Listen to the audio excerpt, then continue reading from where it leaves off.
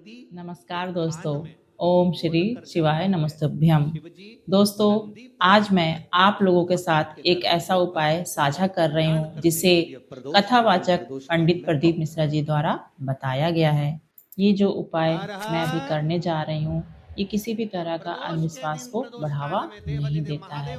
ये मेरी तरह मेरी बहनों के विश्वास और हमारी भक्ति पर और भगवान की कृपा पर निर्भर करता है। कभी आपको ऐसा लगे कि मेरे घर में बहुत ज्यादा मात्रा में क्लेश रहता है, बहुत झगड़ा, परिवार में विवाद, तो प्रयास करा करो जब आप देवादिदेव महादेव को जल चढ़ाने के लिए जाएं और प्रदोष का यदि दिन हो या महीने की शिवरात्रि हो या प्रदोष का दिन हो, तो उंगली में भले एक उंगली में जरा सा शहद लगा कर ले जाओ और अशोक सुंदरी वाली जगह पर और शिवलिंग पर उस शहद को लगाकर जल चढ़ाने का प्रयास करो। आप दो प्रदोष या 2 महीने की शिवरात्रि अगर आपने कर ली, अपने आप आपके घर में क्लेश समाप्त होता चले जाएगा, शांति बनना प्रारंभ हो जाएगा। शहद में वो फल है, मधु में वो फल है। पहले किया आप, फिर किए हम, और जो मैं का संबोधन था कि मैंने कुछ किया है, तो वो संबोधन को शिव पार्वती जी से कहते हैं, हे पार्वती, ये जो मैं का संबोधन है, इस संबोधन को बहुत पीछे छोड़ देना चाहिए, बहुत पीछे। बाहर की आवाज खोल दो थोड़ी। ये जो मैं का संबोधन है, पार्वती जी, इस मैं के संबोधन को बहुत पीछे छोड़ देना चाहिए। ये जो मैं का संबोधन है, यही जिंदगी को बर्बाद करने वाला है।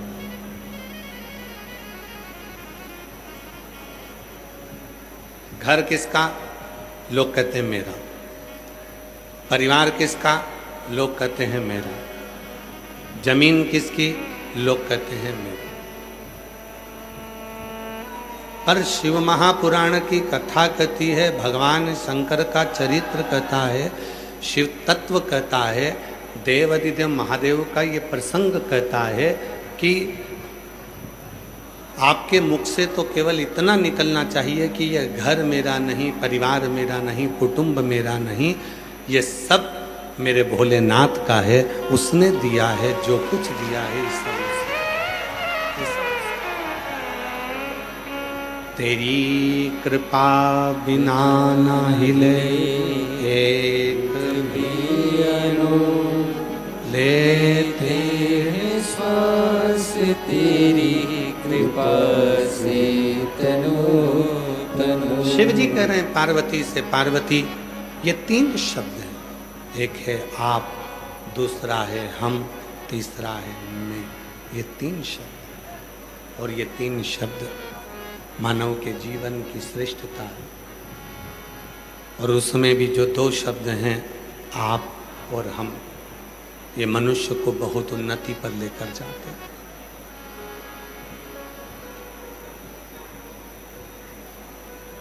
बेटे की शादी नहीं हो रही है, बेटी की शादी नहीं हो रही है, घर में धन नहीं है, बहुत टेंशन चल रहा है, बहुत बीमारियां आ गई हैं, बहुत परेशानी आ गई है। एक बेलपत्र लीजिए, उसके बीच वाली पत्ती पर थोड़ा सा लाल चंदन लगा लीजिए। लाल चंदन नहीं हो तो रोली कंकु लगा लीजिए।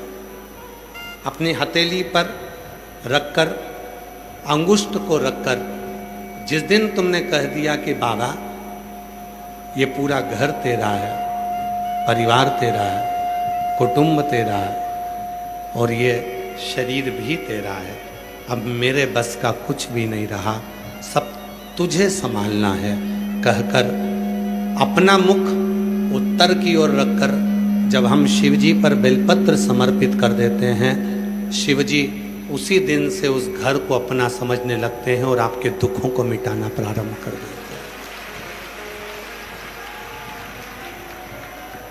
शिव जी उसी दिन से हमारे जीवन के कष्टों को परेशानियों को, तकलीफों को मिटाना प्रारंभ कर देता है उसी दिन।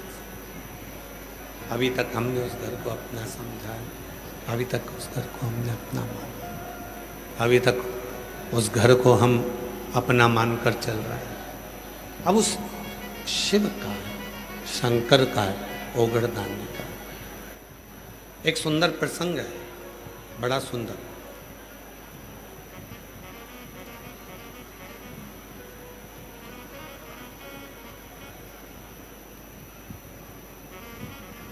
शिव महापुराण का ये बड़ा प्राचीन और बड़ा सुंदर प्रसंग है।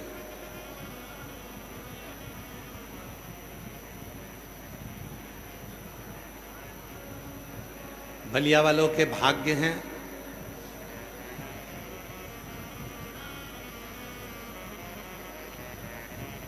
जो आज प्रदोष के दिन आपको ये सुंदर सा प्रसंग सुनने का मौका मिला है, भगवान शिव की कथा। हम हमेशा जो भी कथा लेने आते हैं तो हम उनको हमेशा कहते हैं कि तुम्हारी किस्मत है जो तुम्हारे कथा के मध्य में प्रदोष पड़ रहा है। कोई आता है तो उससे कहते हैं कि तुम बड़े किस्मत वाले हो जो तुम्हारी कथा के मध्य में शिवरात्रि पड़ रही है। तुम्हारे कथा के मध्य में शिवरात्रि पड़ रही है। पर ना जाने बलिया वालों ने कौन सा पुण्य करा, इनके कथा के मध्य में पुरुषोत्तम मास, अधिक मास भी पड़ा, प्रदोष भी पड़ी, शिवरात्रि भी पड़ी, कथा की शिवरात्रि भी पड़ी, और जिस दिन कथा 15 जून को विराम होगी उस दिन सोमती अमावस्या भी पड़ी। ये शिव की बड़ी।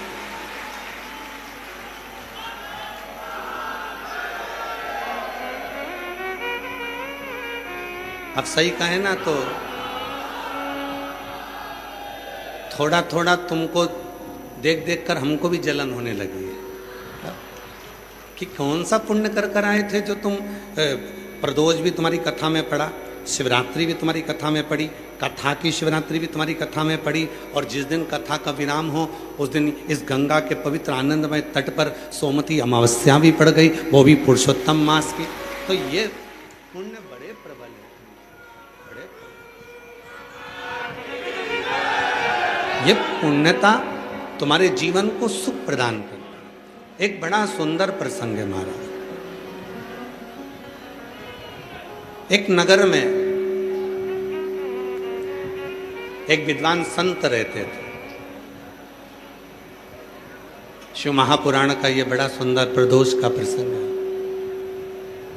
विद्वान संत रहते थे, बहुत विद्वान थे, शिव के परम भक्त भी थे, उपासक भी थे, भक्ति में लीन रहते थे, भगवत भजन में लीन रहते थे, स्मरण किया करते थे। और उसी नगर में सब अपनी अपनी व्यवस्थाओं के अनुसार कार्य करते थे। उसी नगर में एक लोहार भी रहता था, और वो लोहार उस नगर में रहता था, उस नगर में संत रहता था, उसी नगर में वो लोहार रहता था जिस नगर में संत रहता था।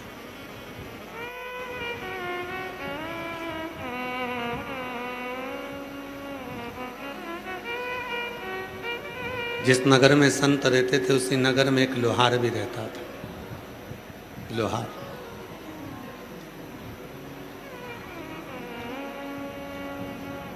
संत अपना कार्य करते थे, भगवत भजन। लोहार अपना कार्य करता था लोहे को कूटना।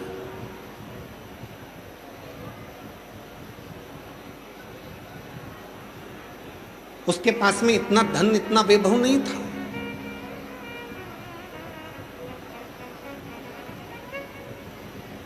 पर जो था उसमें भी वो संतुष्ट था। दुनिया की सबसे बड़ी दौलत यही है कि जो परमात्मा ने आपको दिया है उसमें अगर आप संतुष्ट रहना प्रारंभ कर दिए तो परमात्मा ने भी देना प्रारंभ कर दिया। आप संतुष्ट नहीं हो पाते तो परमात्मा भी देता नहीं।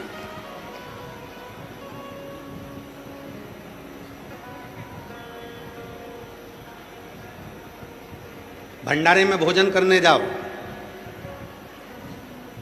भोजन देने वाला भोजन देगा, पूछने वाले आपसे पूछेंगे माइक लगा लगा कर, भोजन कैसा बना। पहले तो आपको स्मरण करना है कि हम भोजन करने के लिए नहीं आए। ये 7 दिन तक जो शिव महापुराण की कथा हो रही है, 7 दिन मेरा भोले बाबा कैलाश और काशी को छोड़कर हमारी बलिया में आया हुआ है, हम उसकी प्रसाद को पाने के लिए, हम प्रसाद पाने आए, भोजन नहीं है। होटल पर खाते तो भोजन था, घर पर खाते तो भोजन था, ढाबे पर खाते तो भोजन था, रिश्तेदार के घर में खाते तो भोजन था, बाजार में खरीद कर खाते तो भोजन था। पर तुमने दोनों हाथ आगे कर कर जो पत्तल में थाली में लिया, जो तुमने कहा प्रसाद दे दीजिए, वो प्रसाद लिया। और वो प्रसाद और भोजन में अंतर है। प्रसाद और भोजन, भोजन शरीर में एनर्जी देगा, ऊर्जा देगा, और प्रसाद हमारे शरीर में जितने भी अवगुण हैं, हमारे शरीर में जितने भी रोग हैं, हमारे शरीर में जितने भी दुख हैं, वो धीरे धीरे निकाल देगा। भोजन में और प्रसाद में अंतर है। भोजन और प्रसाद में, दोनों में अंतर, दोनों।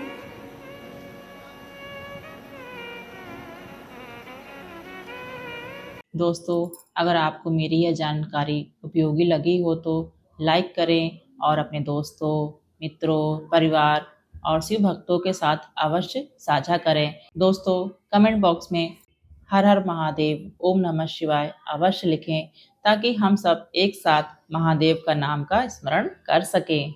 आप सभी पर भगवान शिव, माता अशोक सुंदरी की कृपा सदैव बनी रहे। हर हर महादेव।